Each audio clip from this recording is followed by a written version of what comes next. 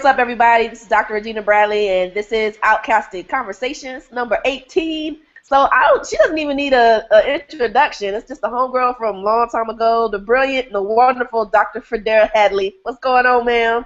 Hey, girl, hey. Hey, girl, hey. So you know how we get these conversations started? How did you get into the club? How did you become Outkasted? Oh, Lord, you're taking me back to all 20 years ago. And way back. And I think the first memory of Outkast I have is back when I was a subscriber to YSB magazine. Man, yeah. Like take it back there. I think it was in YSB or some other magazine like that. They had a pull-out poster of Outkast. And I remember having that poster on my bedroom wall for like probably the rest of high school. I'll go ahead and show my age. I was about 14, 15 when Outkast dropped. So I was full-blown teenager, trying to be on the cool stuff, trying to be up on what's next. And I remember hearing, I don't remember when Players Ball dropped on the LaFace record, but I remember by the time the Southern Playalistic dropped, I knew who Outkast was, and I knew that I had to have that tape. I ain't even had a CD. I had the tape, shawty. And I got the tape, and I remember putting it in and thinking, this is what the South sounds like. That's what I remember thinking. So let me unpack that just a little bit. Two things. One, I grew up in West Palm Beach, Florida, which is an hour north of Miami, which is definitely Southern geographically, but culturally, it's a little more complicated. Mm-hmm. Culturally, it's very Caribbean. It's very Latino. It's very snowbirds, meaning New Yorkers and folks from Boston coming down and moving to South Florida. So, you know, there is Southern Black culture, but it's in the context of all of these other kind of negotiations of Blackness, of whiteness, and, you know, whiteness as opposed to Jewishness, Blackness as opposed to Caribbeanness, right? It's in the mixture of all of those things. And so I often tell people that I became Southern by moving north, by going to school in Tallahassee and then moving to Atlanta for a long time. And so, but when I heard Outkast, I was like, okay, this is the South. When I would go visit my grandparents in Tallahassee, red clay, you know, thick Southern accents, family, church, heat, agriculture, all of those things. That's what that sounds like. I was like, okay, I get it. And also, at that point in time, I had been introduced to East Coast hip hop. I was into Native Tongues. I was into Pete Rock. Those things were heavy in my head, of course. West Coast was huge, so you couldn't help but be into that as well. And so those were the sounds in my ear combined with, I got to give a shout out to Luke and Booty Bass and all of that too. So those were the things swirling in my head and what I was consuming a lot of in terms of pop music culture, Black pop music culture.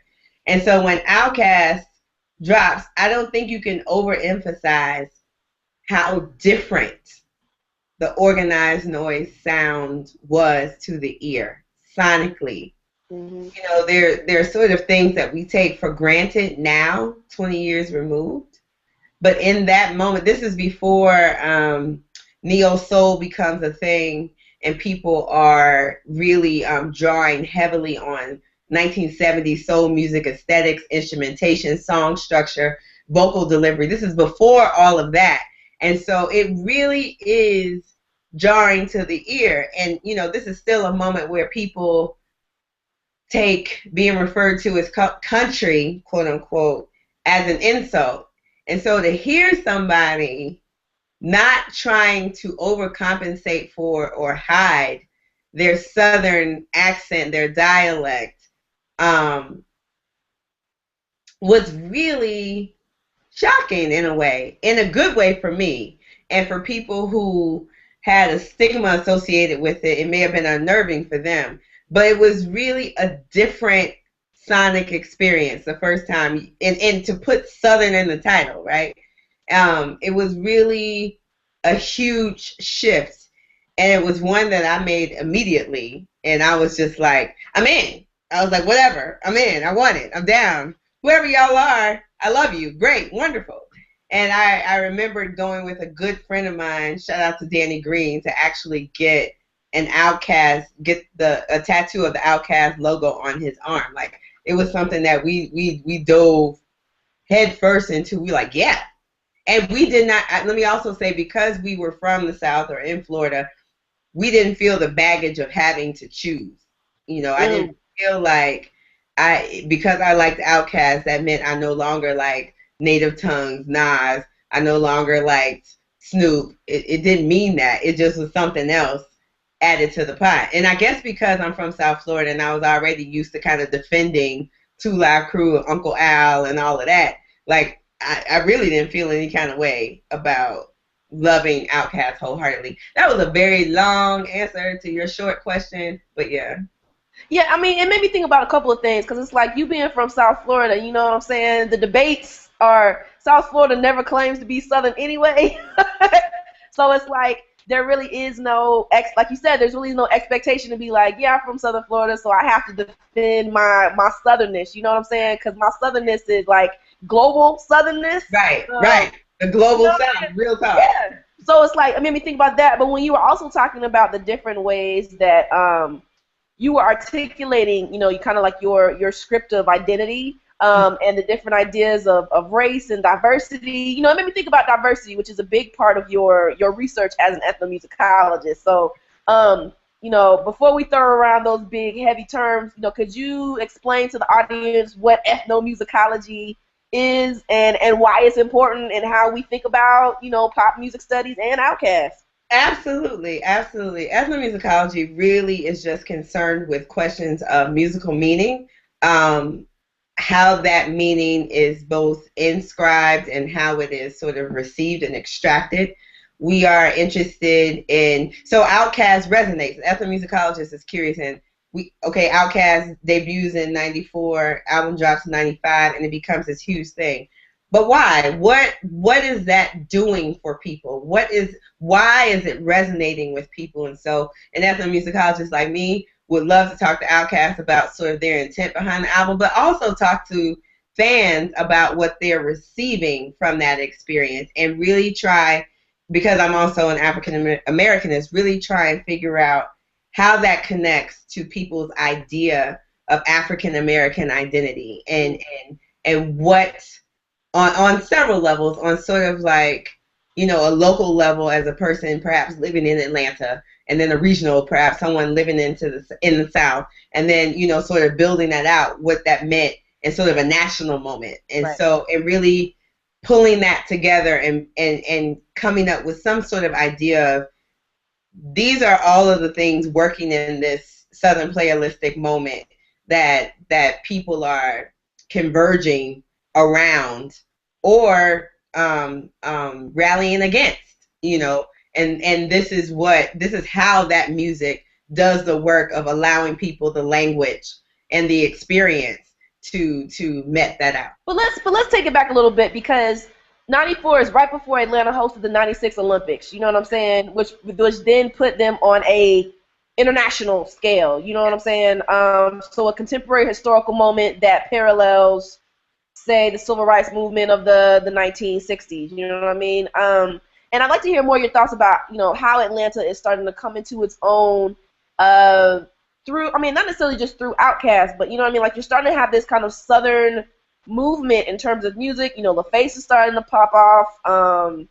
And you have like, oh, well, maybe we need to go to Atlanta. And I keep trying to reiterate to folks, like, what we think about Atlanta now was completely different than what Atlanta initially started off at, you know, when hip-hop was starting to first drop off. So could you give a little bit more discussion about what you mean by, you know, how Atlanta is used as a kind of coping mechanism, if you will, in Outkast work? Absolutely. So, you know, just a quick little history lesson. When we arrive at the '96 Centennial Olympics, the seeds for that are sown, you know, over 20 years beforehand, when Maynard Jackson is elected as Atlanta's first black mayor in 1973. And the whole part of the reason that is able to happen is white flight. You know, Atlanta is a very small city in a very large metropolitan area. The population of Atlanta proper is less than 1 million people. I think the metropolitan area is over 6 million people, right? And so in the early 70s, you have white folks moving out of the city, which gives Atlanta a majority black population. And Maynard Jackson is elected into office, and Atlanta ain't had a white mayor since, right? Since 1973. I think he defeats Sam. I forget. I think his name is Mazel, I believe. But he comes into office, and Maynard Jackson is very focused and says as much that he wants to make Atlanta the best city for African Americans. That is his whole goal. And there are lots of critiques about it, but he comes in and he establishes initiatives like the Minority Business Enterprise, which is to cater to African American entrepreneurs and really bolster the middle class. Not just in substantive policy, but also in sort of PR campaigning and presenting Atlanta as this place that people should come home to. Because by the beginning of the 1970s, you already have deindustrialization in these great northern cities that families moved to a generation prior. And so people are like, I need work. Atlanta is perfect. They're the state capital. They're a federal sort of regional capital for the South.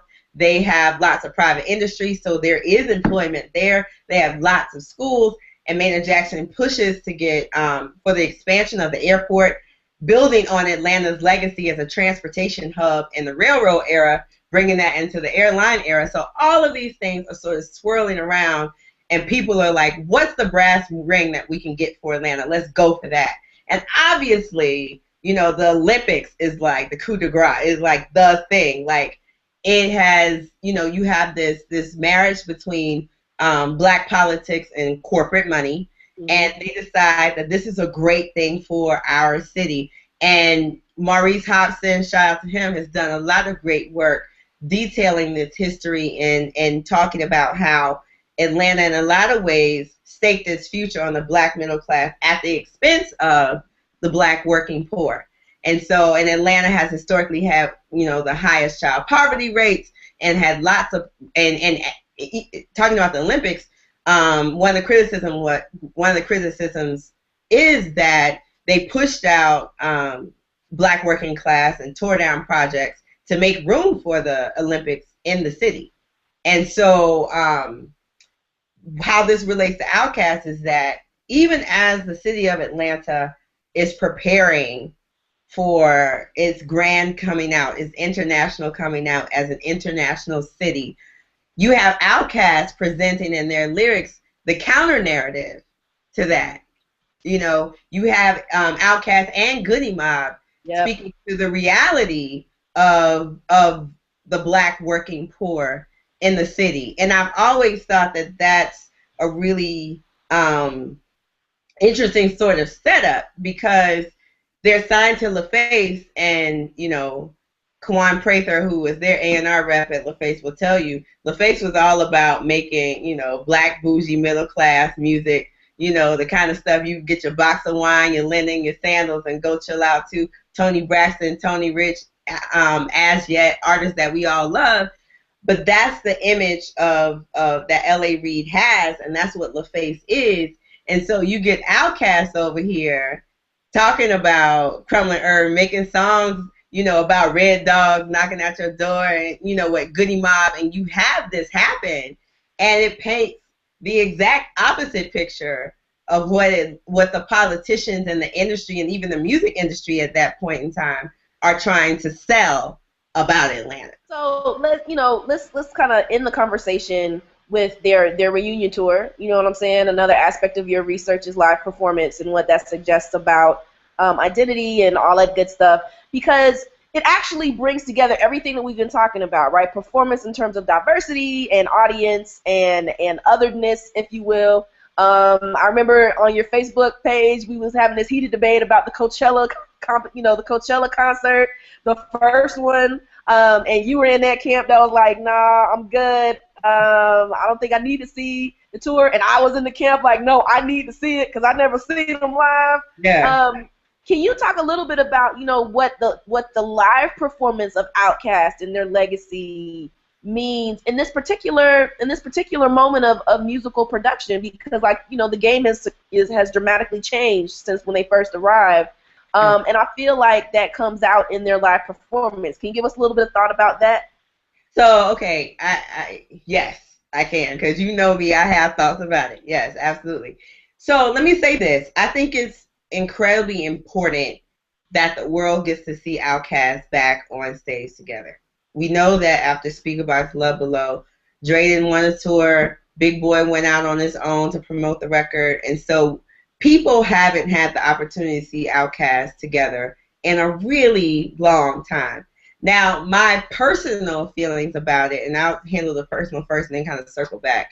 My personal feelings about it as a fan, and I was fortunate enough to see Outkast several times in the 90s and the early 2000s. And so in terms of a fan experience, I was like, I don't need to go to Coachella or the Governor's Island in New York to see Outkast because, you know, I want to experience that with diehard fans and people who know the catalog and they know the records and they understand how incredible it is to see this happening on stage, to see Joy on vocals, you know, killing it, you know, to see Sleepy Brown come out and understand what those sort of things mean. That is the kind of experience I have been fortunate enough to have. So I'd rather cling to that as a fan than go see them at a large music festival with kids who may not have even been born when Southern Playalistic dropped. And that's not their fault that they're younger. I get it. It's not their fault. And I'm not mad at Outkast for doing the gig. One, because I'm sure they're getting a dope check for all of it. And I ain't mad at folks getting their money. And I don't think it's any kind of slight like, oh, y'all are selling out, woo-de-woo. I don't think it's about that. I don't think it's about that. I think that, you know, everybody wants to feel as if they are building some sort of legacy and that they are, and it has to feel amazing to be able to come out, you know, like 10 years later and people actually want to see you and see. And if people weren't around the first, you know, back in the day, this is a great chance for them to be introduced to you. You know what I'm saying? And so I think it's important for all of those kinds of reasons. But just as, you know, a fan, I was like, I should probably just stick to my memories. I mean, I think that when you were talking about the whole, you know, the sellout thing, I was thinking about 3000's outfits that he's been, like, the pictures.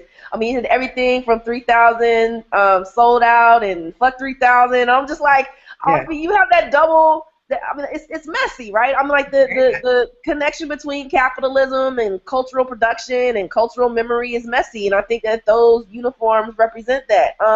Absolutely. So, you know, when we think about the literal live performance, I mean, like there have been moments, and you know, I went to go see them at Counterpoint when they were in Georgia. And it was that diehard fan. I was lucky. It was that diehard fan experience that you were talking about. But that was my caveat. I said I would only go see them in Atlanta or in Georgia. Like, that was it. I was fortunate. Yes, you were. But it makes me, you know, it makes me think about like the connections between those memories that you're talking about and that idea of a cultural legacy through live performance. Yeah. That I guess we'll continue to see play out because, you know, the reviews have gotten, you know, consistently better since their first Coachella to now. They finally got that's you know, that flow back, if you will. You know, but one last question. When we think about the cultural significance of Outkast and how we understand hip hop as a performance space, you know, what do you feel is the most significant contribution that they have had? I think that, and you know, before Outkast, we had other rappers from the South. Shout out to Scarface and Ghetto Boys in Houston. They weren't the first, but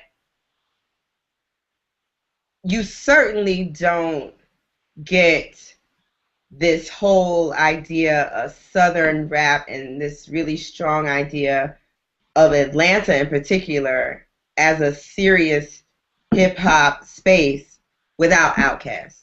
You don't get there. You don't get there at all. Part of it is out of their control and had to do with external events. The South may not have been as ascendant if it weren't for the East-West Coast battle and the deaths of Tupac and Biggie. That opens up a void where there's just lots of blood, literally, and baggage on both sides. And people need somewhere else to go. And so Outkast has already done the work. And so we can all kind of rally around the South. We can rally around Atlanta. We can rally around a place that doesn't have that baggage and that weight to it. And so, you know, on one hand, Outkast in particular, LaFace, and So Def in general, lay the groundwork for Atlanta and the South to become this. I mean, because now it's been 15, 20 years that the South and Atlanta in particular has had a serious foothold in Black popular music, right? And that's kind of incredible. And I don't think that people yet realize that and talk about it in that sort of legacy sense, regardless of what you think about the music, whatever. But that's kind of incredible that they really did. And the music industry in Atlanta is what led to the TV industry and the film industry kind of coming to Atlanta. And now Atlanta has this sort of full-scale cultural industry that in a lot of ways eclipsed those Black cultural industries of New York and of LA. Like, that's, regardless of how you feel about it, that's sort of what happens. And Outkast really created that opening for that to happen, in my opinion, because, you know, unlike TLC as well, but unlike, you know, folks like Tony Braxton and a lot of the other people on LaFace, Outkast is as close you get to Atlanta natives telling their story. So a lot of the other folks on the LaFace roster are transplants, and they come here because this is where the work is. But what I think is different and special about Organized Noise, Dungeon Family, all those folks, is that these are folks who came up in Atlanta, and this is the voice of that community. And much of what we consume about Atlanta is from the transplant perspective. People who moved there as adults, people who moved there later in life, whether you're talking about Love and Hip Hop, Real Housewives, whatever. Most of it is that, and not sort of, I was here before, you know, Hartsfield was a huge airport, before the Olympics, before these things happened. And so I have a longer perspective on what Atlanta is. So, you know, I think that's a huge part of their legacy, that they created that space for Atlanta to become the ATL. True.